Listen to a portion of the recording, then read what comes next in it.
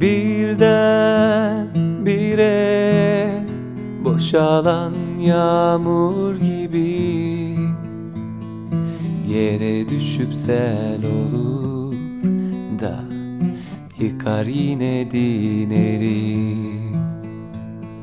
Denizleri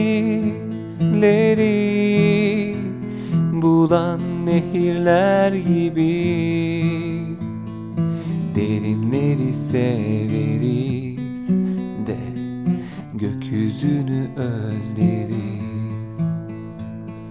Birileri tutsa elimizden, iki katlı evimizden, bebeler yürüse önümüzden, kedimiz bir adım gerimizden, atsak öfkeyi içimizden. Sen tam kapıdan çıkarken her şeyi düşündüm ben, her şeyi düşündüm ben.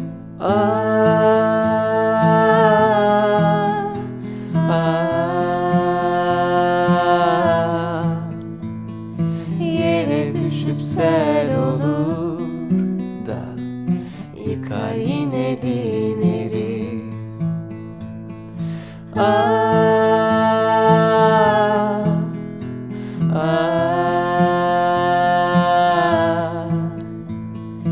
Derinleri severiz de gökyüzünü özleriz.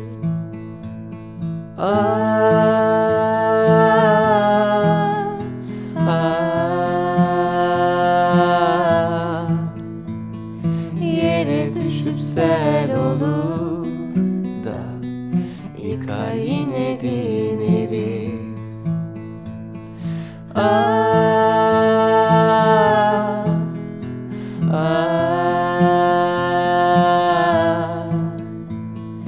Derinleri severiz de gökyüzünü